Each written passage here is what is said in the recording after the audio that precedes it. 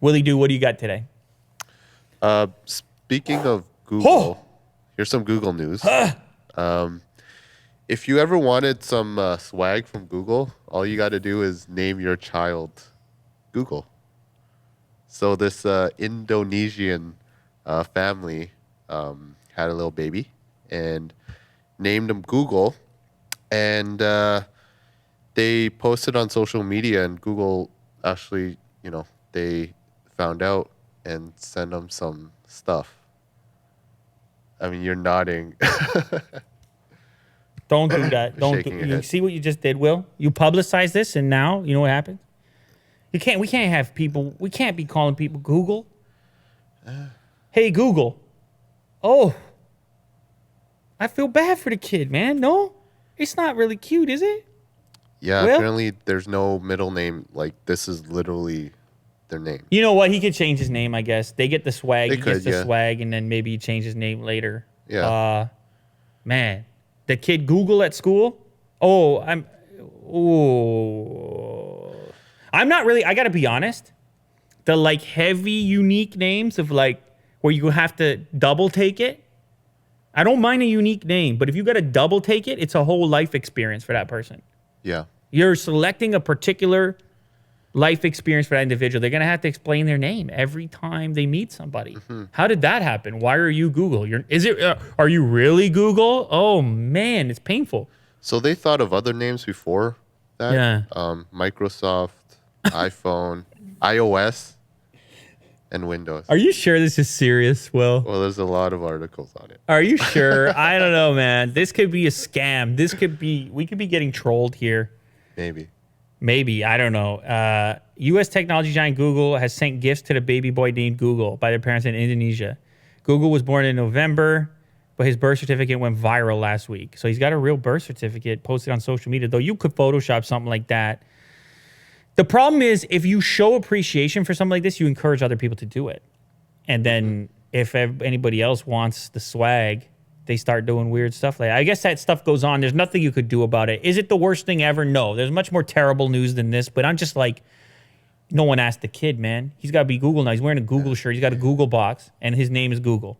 What if he likes iPhones? I apologize for that.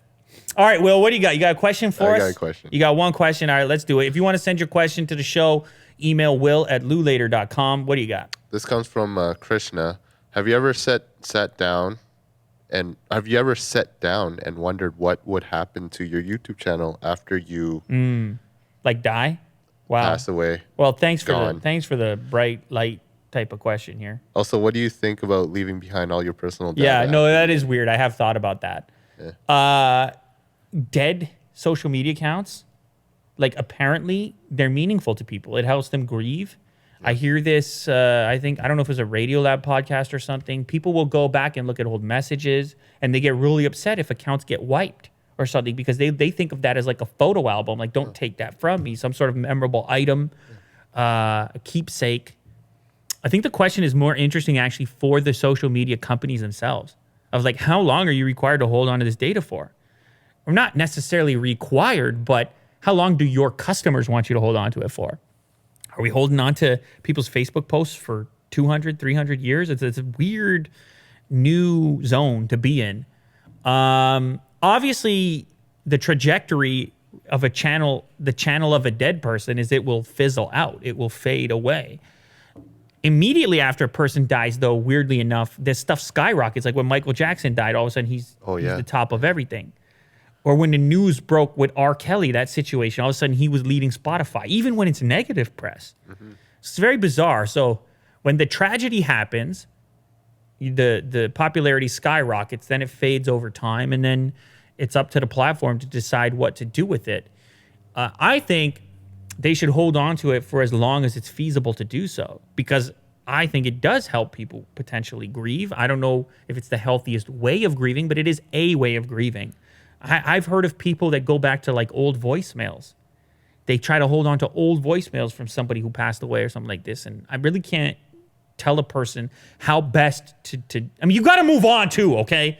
Like, here's the thing. You got to also move on. The person that's gone, they want you to move on too and be healthy and whatnot. So there is a limit to how long you want to indulge the past and the nostalgia and so on. But I think having a few little pieces left over is probably good and probably healthy to a certain extent. So the social media companies, that's really a question for them. Would you have your loved ones take control of your accounts? Oh, you mean like mine specifically? You're not talking generically. Yeah. Yeah, maybe. Oh, that's weird. Because, okay, so I see what Will's trying to do here. He's trying to say specifically in the case of this channel where there's a business, where it's an operation of sorts, could you hand it over to somebody? Yeah, I suppose you could if somebody was interested. I suppose you could keep it alive in some sense. It depends on when I die. Like, things are still functional right now. Mm-hmm. Are you trying to kill me, Will? Well, we always talk about in the studio. It's like, all of a sudden, Will's trying to take things over by, what do they call that? A coup d'etat? That's a mutiny. What it means? Just a mutiny inside the operation right here. It's just funny because no, you're right. You're right. If it's still happening and it's a good thing in operation and whatnot, I think it does make sense potentially to keep it moving. But I don't know. It's such a new concept. Like you'll see, like with sitcoms or shows or something, if somebody becomes pregnant, they just they have to get rid of the character somehow. Yeah. Or if somebody leaves the show or gets fired or does something else, it gets really weird. So it's like a rock climbing accident. Yeah, it's kind of hard to move on, especially when you have a main character.